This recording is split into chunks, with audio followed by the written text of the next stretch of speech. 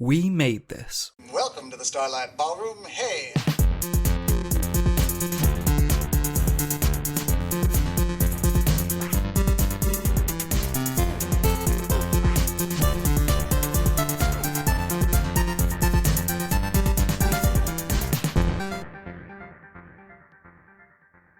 Hello and welcome to Shipwrecked and Comatose, the podcast about Red Dwarf here on the We Made This podcast network.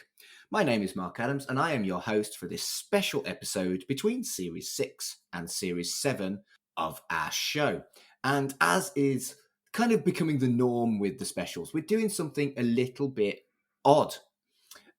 I've not got any of my regular co-hosts with me because I'm having a conversation with two brewers about their Red Dwarf themed beer. So first of all, I'd like to say hello to Nick Wright from Torrside Brewery. Hello, Nick. Hello there. And hello to Peter Rowland from First Class Ale. Hello there. Welcome to the podcast, both of you. I brought you on because I have drank a beer called Duane Dubbley, and my mind went a bit, well, this is Red Dwarf themed. I've got a Red Dwarf podcast. Why not approach the brewers who made this?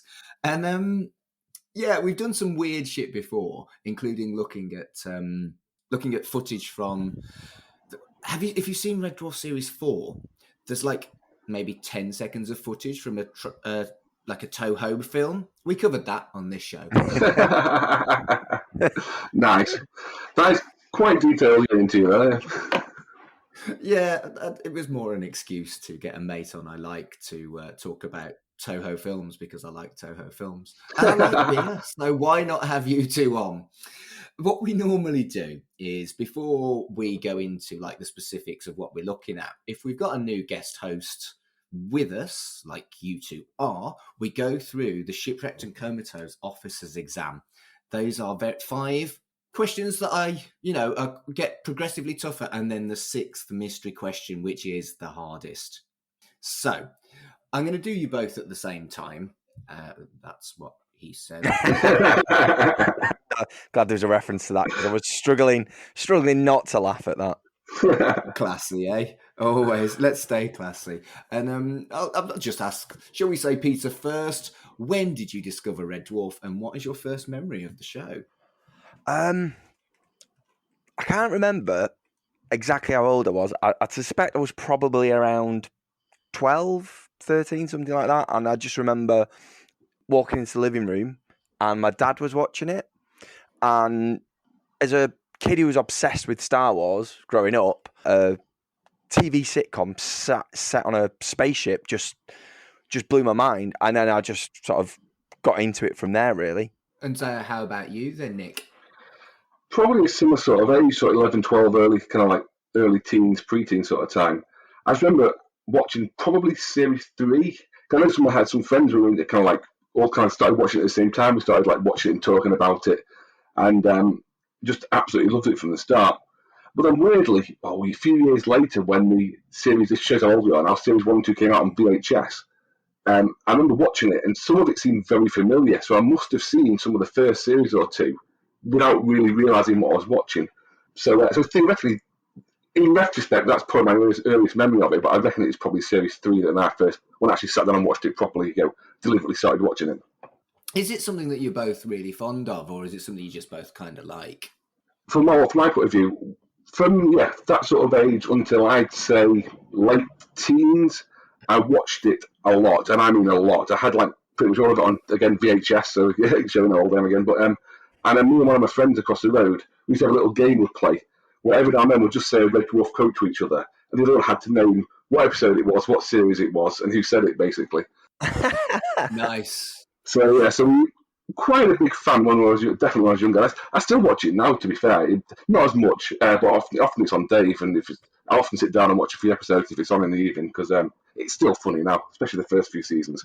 As we've done this podcast, I did always remember Red Dwarf being a very quotable show, but as we've rewatched it in a kind of analytical way, oh my goodness, the entirety of my vocabulary and phraseology is completely influenced by Red Dwarf.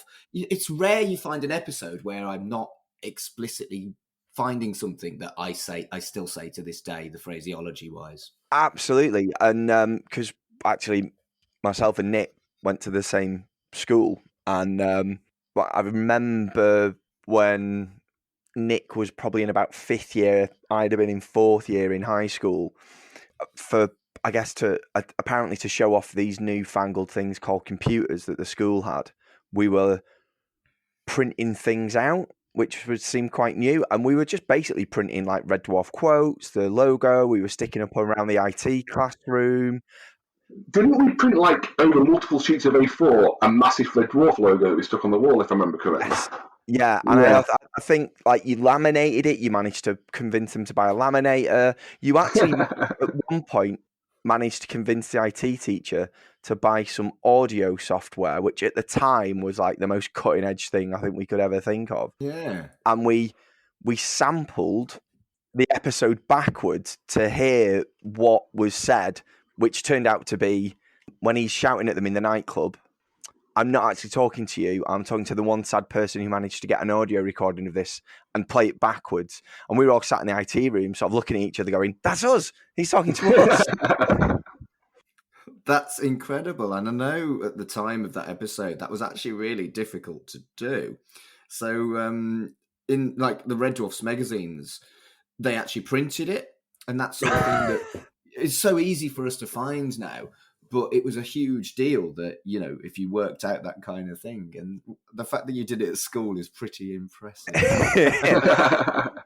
Yeah, I think the teachers didn't really know what the computers were, and so half the time they'd let like us play about with things just because it made like the parents' evening look better, because they looked to have technology. They just didn't realize that we were using it to basically watch Red Dwarf and and sort of like form a hobby.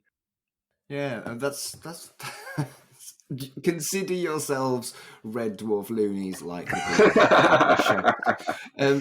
the next question that we ask is, what is your favourite episode of Red Dwarf? Let's say Peter first again. I think there's too many. I was thinking about this the other day, and I was speaking to my partner about it as well, and then she just started saying ones, and I was like, I don't know how you narrow it down. There's just like little moments. Like obviously, I think we'll name both the beers that we were talking about later, but obviously you've got episodes like Polymorph. There's just so many great, and like Nick, when you were talking before about quotes, and Mark, you were talking about sort of like how it's become part of your vocabulary. There are things then that we took on, like give Quiche a chance, and you know, and that just became so. You know, you've got things like that, but then Dimension Jump with Ace Rimmer. You've got like Better Than Life, Mr. Flibble, Quarantine. I don't know how to choose, to be honest. Okay, do you have a favourite one then, Nick? Well, I had exactly the same problem, except I put my mind to it, and it may change tomorrow, but I've decided on my favourite. And that's probably Queeg. Ah, nice choice. An excellent episode. Chris Barry's impression of the crew is excellent. Then you've obviously got the Jape of the Century at the end from Holly. It's full of just full of excellent bits and excellent quote. And I almost chose Polymorph because that's another excellent one, but I ended up going for, I think, Queeg. And if you ask me tomorrow, I might give you a different answer, but today it's Queeg. Brilliant. So what would you say your favourite season of Red Dwarf is then? Again, let's just say Peter first, everyone. I was looking through, and I'd probably say 3. I feel that, again, thinking about this, which I've not actually ever sat down and analysed it, but they're almost different. The different series are almost like different shows. Like, see, like Nick was saying before, like I had the VHSs, and I had series 1 for ages before getting any other, so I just watched that on repeat, and that's a very odd series. Like, that's so different to the later ones. The feel of it is where there's almost, well, I'd say there's just the two of them. Obviously, Cat's in and out, but it's a very unusual kind of dynamic where it's almost just like a two-hander for most of them, and things like that, where obviously the later ones. I think by season 3 they've got Robert Llewellyn as Crichton, replacing the original one. They've kind of hit the rhythm, and that I guess that's kind of where like I was at, where it's all kind of gelled then. Yeah, I mean I'd say that's pretty kind of normal. Even like the show itself, the change in the theme tune, for example, shows almost like a transition, doesn't it? Yeah, like the graphics got updated, the logo, the song. And then I guess from that point, that's what you think of it. And when you go back and watch the earlier ones, you don't realize that it wasn't always the same. And how about you then, Nick? I would say 3 or 4, possibly 4. Again, a similar sort of thing. I got into it. It's kind of flow a little bit more, Crichton stuff a little bit more. It's what I remember is, to me, is kind of peak Red Dwarf. It's when I really got into it. I was at the right sort of age where I felt like watching it all the time, loving it. And it was, to me, it's like the golden age almost. I know a lot of people love the first couple of seasons, and so do I, but as Peter, it's a very different show. It's more like just 2 people lost in space with kind of like turning up every now and then. But I think 4... and it's got the white hole. It's got sort of dimension jump, meltdown, some excellent episodes in there. DNA as well. So I think probably 4 I'd go for. Again, ask me another day, I might give you a different answer, but today I'm going for 4. Fair enough. You know that Meltdown is widely considered to be one of the worst episodes of the show, don't you? I like Meltdown. I think that's brilliant. Got what? So, Tony Hawk and Caligula there. So like they're executing Winnie the Pooh. No one should have to see that. I mean, the Winnie the Pooh gag is special, I agree. It's not fun. A lot of fans aren't fond of it. And I like it. I do. And I like it more than your average fan. So I'm with you on Meltdown. But no, it's not particularly well liked. I think that whole episode as well probably caused more arguments in our group of friends, because we would just continually sort of... when someone would say something, you go, but what is it? And they'd explain it again. And you'd be like, I've never seen it before, but I'm guessing it's a white hole. And then it just, whatever we were talking about would just get lost for 20 minutes. Went back and forth trying to wind each other up. It's really bad, because I watch it now, and even though some episodes I haven't seen for years, I watch it and I could probably almost quote it word for word, even though I've not seen it for a long time, and I'm just kind of watching it off randomly on Dave or whatever. It's just, it's really kind of like you were saying before, it's surprising how much it kind of sunk into your consciousness, and kind of how you express things and phrases and words you use just very much comes from there. Basically, I've discovered doing this podcast that if you talk to me, I basically quote Red Dwarf and Buffy the Vampire Slayer at your back. That's 2 things. Again, we watch a lot of Buffy as well. Me and Pete watch most of it together, actually. And and we really enjoyed that as well. I'm not doing a Buffy podcast. Fuck. Oh, we'll have to do like a Red Ale and have it Buffy themed.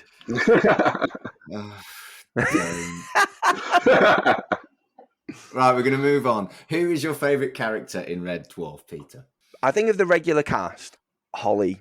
It was when I was younger, it was definitely Lister, but looking back, it's just the deadpan delivery of absolutely all the lines, the intros to the first, to the first series and things like that. Are you including both Hollys here, or is it explicitly Norman Lovett's Holly? No, I'd say both, because I think, and again, I think the transition worked really well as well. I mean, I've not watched a lot of those episodes for a long, long time, but I do remember genuinely liking both.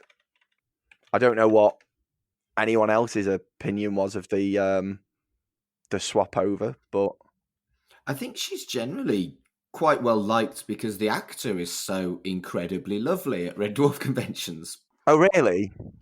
Yeah, I think she's kind of... There's a lot of kind of speculation on why they stopped having Holly in the show, and it's more along the lines that the tech stuff went to Crichton, so there wasn't that much for Hattie Hayridge's Holly to do. And so that's kind of speculated as quite likely why she was dropped. Was that around the time that they left the ship as well? That they were basically just on Starbug was so it was I guess it was a That's way right. of explaining why they'd gone.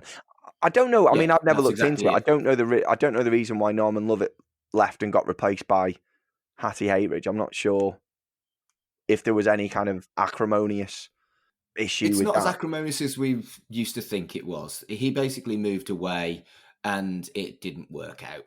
And I think there was possibly a dispute on pay as well. Right. But they patched it up, obviously, because he came back for Red Dwarf 8. Yeah. And so what about yourself, Nick? Who's your favourite character? I think I'd go with Holly as well, for very, very similar reasons. I probably slightly prefer Norman Lovett, but both of the characters are excellent, and they both do it really well. But yeah, I think I'm also going to go with Holly, I'm afraid. You're actually the first guest to ever pick Holly. We were speculating who would be the first ones, and it's 2 in this episode. And I get the hump whenever anyone picks anyone other than the cat. To be fair, they're all good characters in their own way. That's it, isn't it? I really like hearing Danny John Jules talk about his interview of how he got the gig, where he turned up an hour late. Didn't realise he was late though, so like breezed in as if it wasn't a problem. With them all sat there going, "Who's this guy who can just didn't even apologise and just burst straight in, wearing his dad's zoot suit, like an original 50s zoot suit, and just started because he was a trained dancer, wasn't he? And just started basically doing cat essentially, and they were just like, he's nailed it completely. And then it was only afterwards where they told him that like he was really late and everything that he then started to sort of panic. I had not heard that story. That's yeah, so cool. It was just that bravado. They were like, that is exactly what a cat would do. Just walk in and own a situation, basically. Wow. I love it. I actually love it. So, not finally, but the final of the 5 standard questions. What's your favourite moment in the entire show's run? Moment was really tricky. I think I'm going for gazpacho soup. Brilliant. Good choice. That's how I learned what gazpacho soup was, watching that. Exactly. Never made the mistake of complaining about being cold again. Somebody actually said the other day, genuinely, I was chatting to someone who'd been in the Air Force, and they said they were at like a big formal like officers' dinner, and and he said something, and I was like, "Did they serve you gazpacho soup?" And he looked, just without missing a beat, turned around and went, "Yeah, but I sent it back because they'd given it to me cold." Nice. Brilliant. Brilliant. And so, Nick, what's your favourite moment? Oh, good Lord.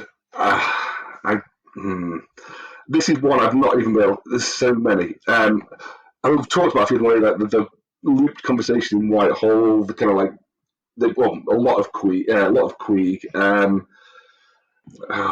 If you had to push me, yeah, I'm going to say the loops kind of conversation in Whitehall where they keep on repeating themselves for 2 reasons. One, where Kat says, he kind of says it again, it's only joking. I don't know why I love the fact he's kind of like winding people up and then Blister wants to punch him out. And secondly, I remember years ago when I had an Amiga, I think it was, he used that like public domain disc, which was basically just random programs and stuff. But I actually had that. It was like only kind of like stills. It wasn't really the full animated thing because the computers weren't that advanced at the time. But I actually had that on my computer, so I could watch it on my computer, and it always makes me laugh, and it still makes me laugh now. And it's probably one of the most, as Pete said before, one of my most quoted sections of it. So I'm probably gonna have to go for that, I think. Absolutely nothing wrong with that. 2 brilliant choices. Now, are you ready? Oh, because this one is the big one. Would you like some toast? Oh, I can't believe I forgot about Talkie Toaster. Good character. I mean, a few episodes, isn't he? But he's a very good character. No toast, thank you. What about a muffin? If I could, I would quote the entire list of things I don't want, but unfortunately I can't remember off the top of my head. So you're thinking about a crumpet? Yeah. No, crumpets with waffle toasted tea cakes. Yeah. We did beer festival in Sheffield a few weeks back, and we had our black IPA on Smoke Me a Bipper, and someone obviously recognised it as Red Dwarf, came up to Chris at the bar and basically did that entire speech to him, and he's like, I don't know how to respond to this. Brilliant.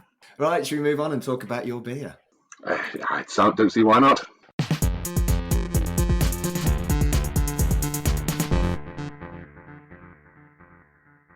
So, tell me about these beers. What are the beers that you have made that are Red Dwarf themed? Basically, we did the pun came first, I think. Obviously, got Smoke Me a Kipper, obviously, is the original quote. And we thought, well, there's that IPAs, and you have like various different versions of IPAs. And IPA, I don't know how much people know about beer, so I'll go fairly, start from the beginning and work up. Yeah, go Ladybird book with pictures, I think. Fair enough. Okay, well, a normal IPA is usually reasonably strong, I'd say 6% above, quite hoppy, so a lot of usually American hops, the more modern ones anyway, so you get a lot of like citrus, kind of like fruity, piney flavours in there, and it's quite bitter. Well, at least the IPAs we like there were various different versions, but let's talk about the classic IPA. Now, you can have a stronger version of that, which is called a double IPA, which abbreviated to DIPA or Dipper. And then there's also a new one called Black IPA, which is a Bipper, BIPA. So the pun came first. You have Smoke Me a Dipper or Smoke Me a Bipper, because we love smoked beers at Torrside. So we decided there's no reason why we can't do a smoked version of one of these beers, and that purely to use that name. And then we spoke to well, why not? You have to have a starting point somewhere, and a bad pun is as good a starting point as any. And then we spoke to Rick and Peter at First Glass Ale, and we kind of talked about doing a collab, and we mentioned this idea, and they were fully on board with it. So they came over to us, and we brewed the beer. So yeah, so the theme of the beer is basically around the pun. And that's Smoke Me a Dipper. Yeah, so Smoke Me a Dipper, that'll be a double IPA, which we haven't done yet. We may do it at some point, but we did a Bipper, which is a black IPA. So okay, so normal IPA is usually quite pale. So IPA stands for Indian Pale Ale. So a black IPA has got black and pale, which is a bit of an oxymoron, really, which some people really hate the kind of phrase for that. But basically, it's a normal IPA, but with some dark malts in there to give it a slightly roasty flavour. So it's almost a mix between a little bit of a stout or porter and an IPA. And that's what the beer is. So yes, a Smoke Me a Bipper was where we went in and decided to go down that road. And then you decided that you wanted more puns and more Red Dwarf themed beer. Well, we did a return collab at First Glass Ale, and when we were trying to think of a name, we decided to do a double because we hadn't done one. We fancied doing that style, and then when we were chatting to Rick about the name, I just suggested, well, keep it on the Red Dwarf theme. Why don't we go with this? And they loved it over there, and hence the second beer with the Red Dwarf name was born. And that is. So that is Duane Dubbley.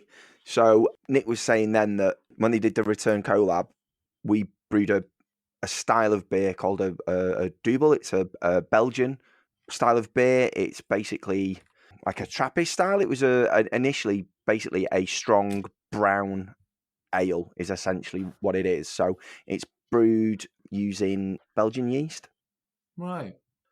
And then, so the naming convention literally came second with that one.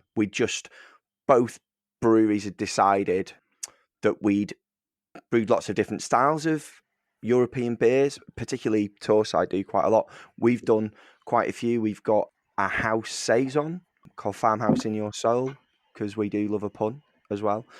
And they might be giants. And they might be giants. So we're not averse to sort of naming beers for that reason. But like a double, like a strong Belgian ale, we'd not done that style. So, and then once we'd done it, as I said, Rick came out and said Nick suggested Duane Dubbley, and I was like, oh, that's going to be perfect then. And then I don't know if you've actually seen a copy of the can at all, Mark. No, I've not had any Smoke Me a Bipper yet, but I have had a Duane Dubbley, but I had that in a pub, so that was served to me in a proper pint glass. So no, I've not seen the can. Maybe you could send some photos over, and I'll stick them on the podcast social. Yeah, I mean, I don't know. I assume it was on the pump clip, but you might not have been able to see it fully. But basically, Richard's done a rather fetching. I don't know what you would call the style, but it's essentially what Duane Dubbley would be wearing. Oh, it looked like his body warmer. Yeah. It did, yeah. On the pump, it looked like his body warmer. Absolutely right, yeah. Essentially wrapped around the can. So it does Brilliant. look very much like very nice knitwear, which is unusual for modern beer stylings. But yeah, the BIPA I'm actually just drinking now. And I've got to say, I've not tried it before. I've got my other half driving to the brewery this morning to pick one up, and it's absolutely amazing. Nick, have you drank a lot of the BIPA? I drank a fair bit of it. So we had it on festival of the week. I drank quite a lot of it then. It's gone down really well, actually. We'll have to make sure you get a bottle or two to your mark so you can try it. Thank you. It's quite. If you like, it's an unusual style, but people seem to really enjoy it because smoked beer doesn't sell very well generally. Because it's people generally we love smoked beer. Not everybody likes smoked beer. It's very, very divisive. I just love that you've basically set up an almost exclusively smoked beer brewery and then said... That's not entirely true. We do a lot of normal stuff, but it's like the smoked beer we're known for because it's not often brewed in the UK.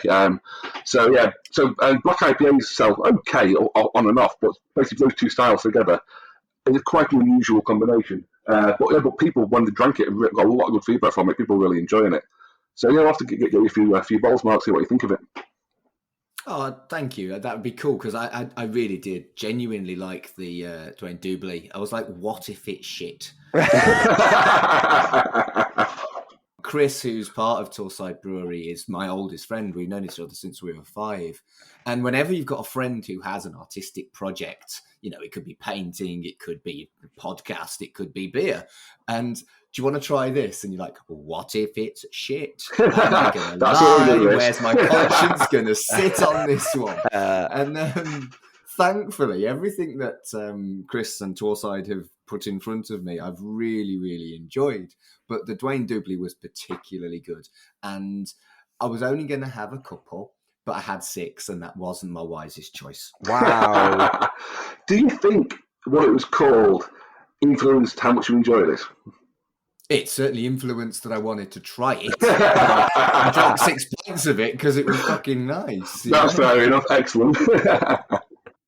And I do work behind a bar like part-time, and similar to what you were talking about before, where someone came up to Chris and started quoting Red Dwarf, I got that like 3 or 4 times, pouring a pint of that beer. So it has definitely got folk talking, but it is folk of a certain demographic.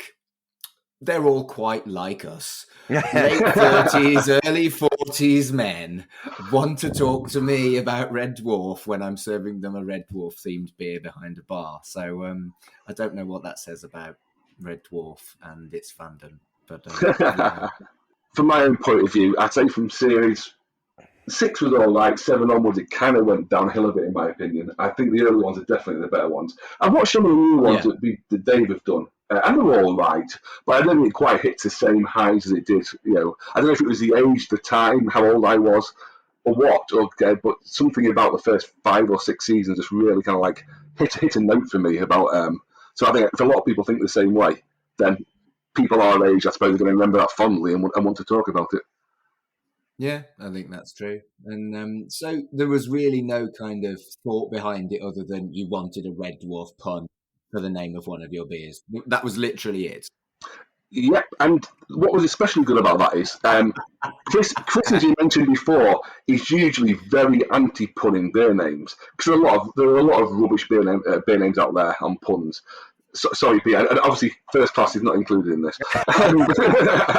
But he's usually very, very anti-pun. A few occasionally will slip a few through, but this one I think he just appreciated it so much. It was such a bad/good pun that he's willing to work with it, and well, I'm glad he agreed to that name.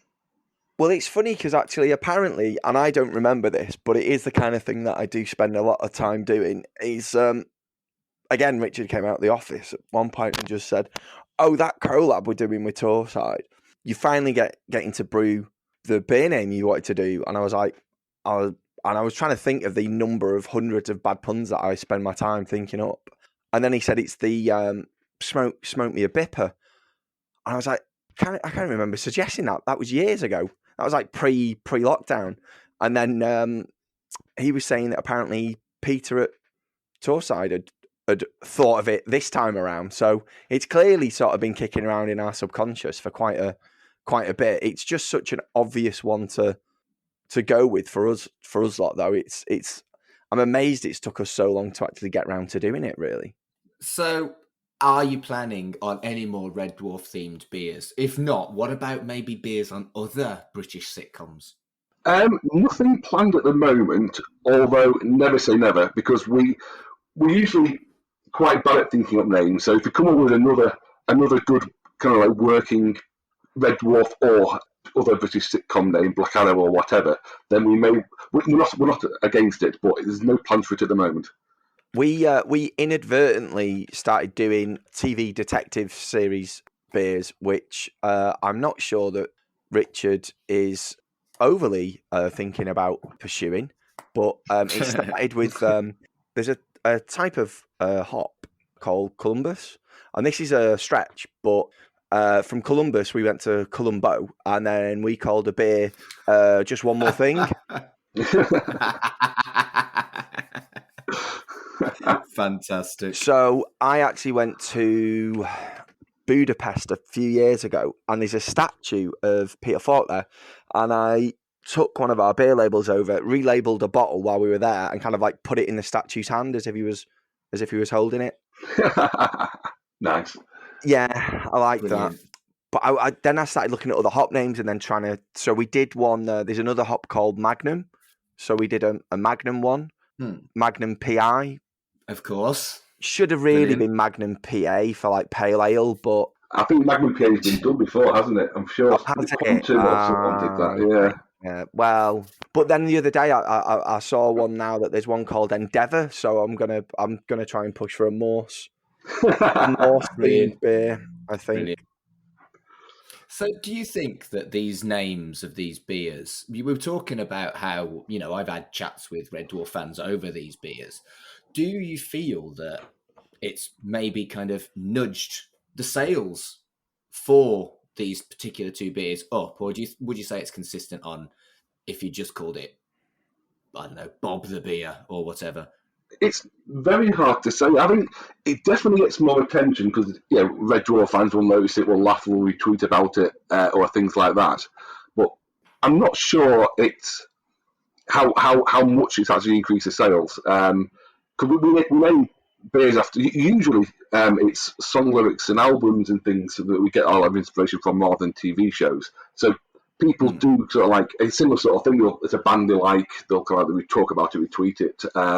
So I think we often get that anyway for other beers. But I think the Smoke Me a Bipper, I think just be. I think people are drawn to it for the name, and I think like you were saying about the Duane Dubbley before, actually, people are drawn to it for the name, have a laugh, drink it, really enjoy it, and so we'll drink more of it. But I couldn't honestly say that our sales have increased because of the name. I don't think. I mean, I think if someone tries it because of the name and it's not good, that might actually be damaging. But I think there's a confidence in using the novelty to get people to try something that you're confident that they will like. Do you think that's fair? Yeah, I think that's fair. And I was saying before, both the styles, the black IPA and the smoked beer, are usually quite hard sells. If you're at a festival or kind of at the brewery or speaking to the customer face to face, I'll often try it. But trying to get shops or pubs to buy those beers can be quite tricky sometimes because they don't want to take the risk in case no one buys it. So I do think that the beer that we really enjoy and we think work really well, getting people's attention by giving it a name they're going to recognise and like, I think is definitely I think that has helped and is definitely a good thing to have done, I'd say.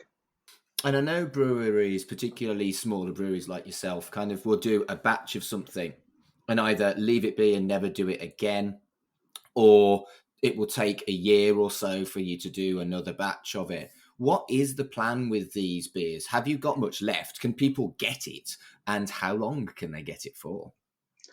Well, from Torrside's point of view, we still have some left. It's selling reasonably well, but I'd say it'll be around. I'd say for the next couple of months. I'd say, unless we have a massive rush. If everyone listens to this podcast, go out and buy some, then maybe it'll sell out. But I think it'll be out. It's probably got another month or so left before we run out. And it's gone down so well, and we enjoyed it so much. I imagine we will brew it again. But like you say, it may well be next year, later on this year, next year possibly before we do it again. I mean, it's only fairly recently come out. I think it was only the start of the year, first few months of the year it came out. January we brewed it, so it would have been sort of like February it came out. So it's been out about a month or so. So there's still plenty left if you want to buy some. Brilliant. But you're going to be doing it in batches by the sounds of it. It's not going to be one that's consistently available. I doubt it. We haven't ruled that out yet, but I doubt it very much. I think, Mark, both the styles are not necessarily ones that either brewery would look to have as part of their core range, for want of a better term, because they're somewhat unusual styles. So particularly at the minute, lots of people want pales, like they want, again, without getting too into technical beery style, but like they want like what's called like East Coast pales, and they want things like that. So a smoked black IPA and a strong Belgian brown are not necessarily ones where we would be producing it, every couple of months, just because they wouldn't necessarily be that popular. But it might be one that, particularly this, if it does sell really well, we've got more of a rotational range, and it might then be something that then goes into. I agree with you totally on that. I think similar. We never really had a core range. We're sort of starting to get on a little bit, just to how many local places are having our beers on permanently. But we don't have a core range, and we do rotate beers quite a lot as well. So the same for us, it may well come up in the rotation again. But yeah, as Pete said, it's not really it's not like a pale ale or something that absolutely flies out. It's definitely a more niche beer. And was that deliberate choices for Red Dwarf themed beers, or is it literally just I had a nice pun and that was the thinking? Literally, we had a good pun. That's the thinking, and the Duane Dubbley just was a nice follow up to that. I think we brewed them. Nick, was it a week or a fortnight apart? We did both in January, I think, didn't we? Yeah. So it was. We've been wanting to, because we've done lots of collabs between the two breweries, but obviously because of lockdown, we've not been able to do a collaboration for like the last couple of years. So it was like the first thing we could get in the diary was getting these both done. But yeah, it was like it was no intention of style matching name. It was just the Smoker BIPA name came first, and then the Duane Dubbley was something that just fitted after it, really. I think what I would say about sales and popularity is I'd love to get it in the hands of the cast. I'd absolutely love to see a picture of like Danny John Jules with a can in his hand, or I believe when he first tweeted about it, didn't someone at him into on the Twitter conversations? Yes, I don't think he ever responded, but he's unfortunately. Is he still filming in Jamaica or St. Lucia or wherever that detective show's based? Yeah, he could be. I was just thinking, you said you'll send me some beer. Why don't you just send some to him? That's true. That's true, actually. Find out who the agent is and send it to them so they can forward it through. Yeah, smoke me a BIPA, send some to Chris Barry, and send some to Danny John Jules. You never know. Don't celebrities get free shit all the time? I reckon Robert Llewellyn's the kind of guy who would love a nice pint of something. He strikes me as that kind of. Chris Barry's quite into cars, isn't he? I think like Robert Llewellyn, I know, used to do a lot of stuff with because of the Scrap Heap Challenge kind of stuff. He just strikes me as that kind of guy. Craig Charles is probably more of a lager person, I imagine, but again, I'm probably just confusing him with his character. I was going to say, you're sure that's a lister, yeah. Tell you what, I've seen him live a few times at his music thing. Oh, the Funk and Soul. Absolutely amazing. I've seen him do it a few times in Manchester. I think he lives somewhere not far away from Manchester, I think he lives in like one of the nice posh suburbs of Okay. Manchester somewhere, because he does his Radio 6 show in Manchester and then he plays his funk and soul in Manchester. But I saw him, he used to create a music festival in Birmingham, the Moseley Jazz Festival, it was called. Right. And he did his funk and soul show there as well. It's really, really good.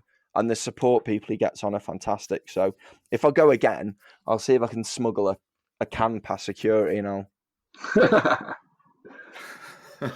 Contraband can. Brilliant. Yeah. Love it. He's probably thinking, what the hell is this person trying to hand to me? Yeah, true.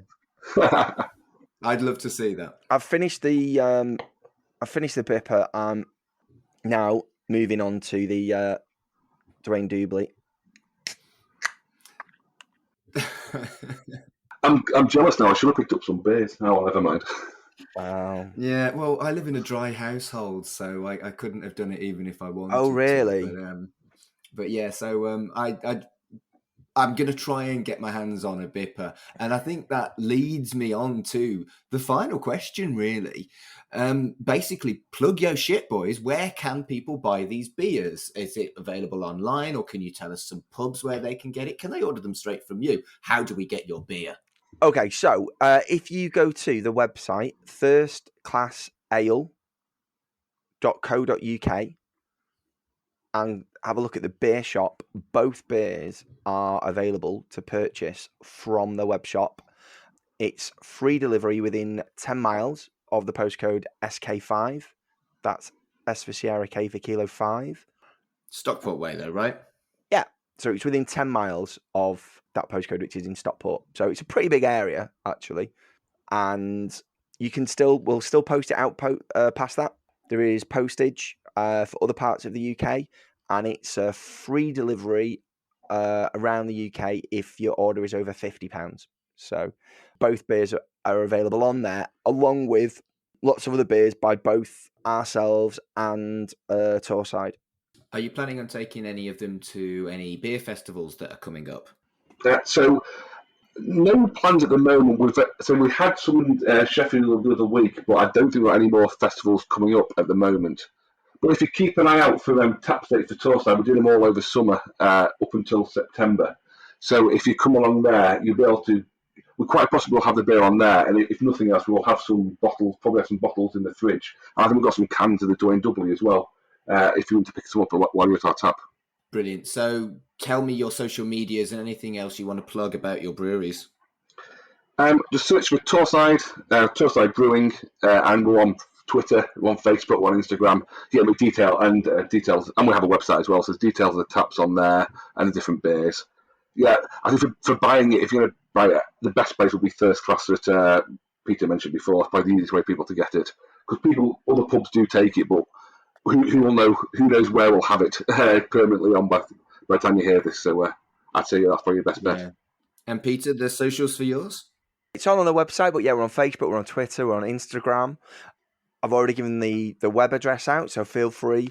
The links are on there, the shop's on there. Also, if you really want to try it, feel free to go to your local pub, bar, bottle shop, and tell them you want them to get it in, and they can contact us, and we can arrange it. We'd certainly love it if listeners were to maybe in your local area start stocking us. That'd be fantastic.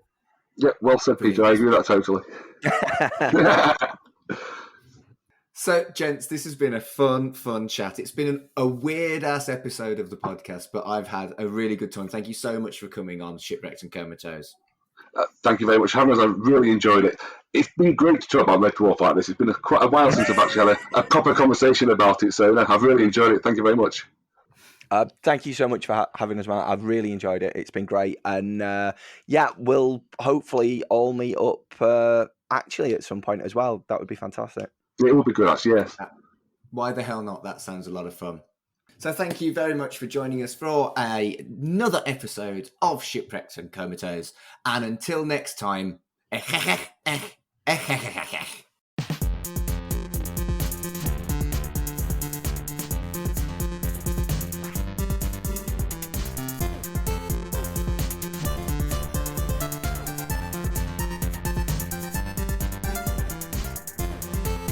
Shipwrecked and Comatose, a Red Dwarf podcast, was created and produced by Mark Adams and Kurt North.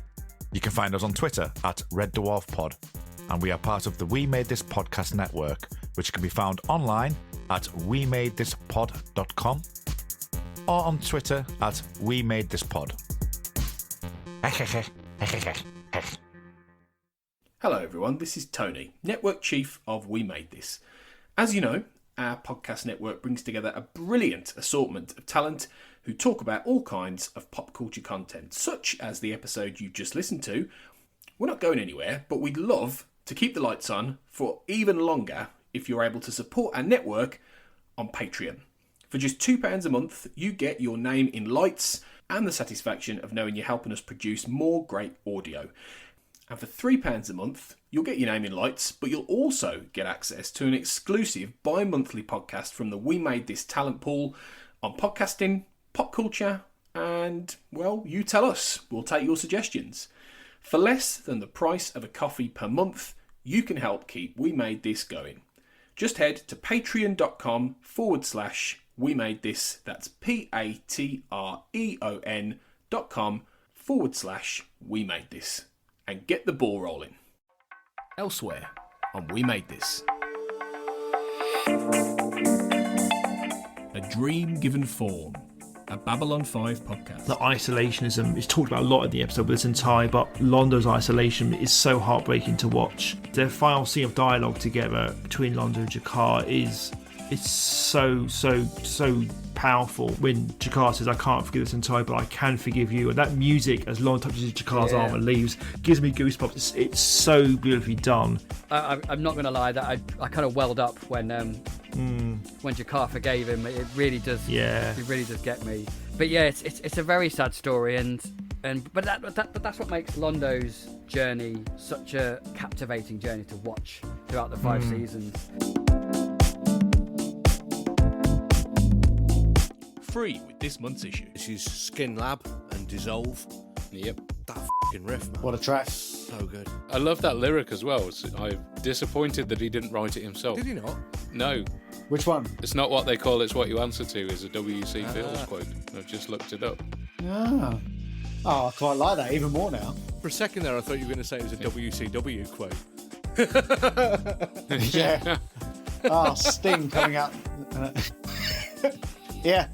Bit of that Eric Bischoff in the middle of the ring. Yeah, let's re-record it, and Ian, if you could just say that'd be fantastic. Sure. But no, I love this. It's definitely Machine Head influence, isn't it? I mean, they're from San Francisco, so which isn't a million miles away from the Bay Area, of course. But, there's a bit of Far Beyond Driven era Pantera in there as well, particularly with the deep, low voice in the verses. Oh yeah.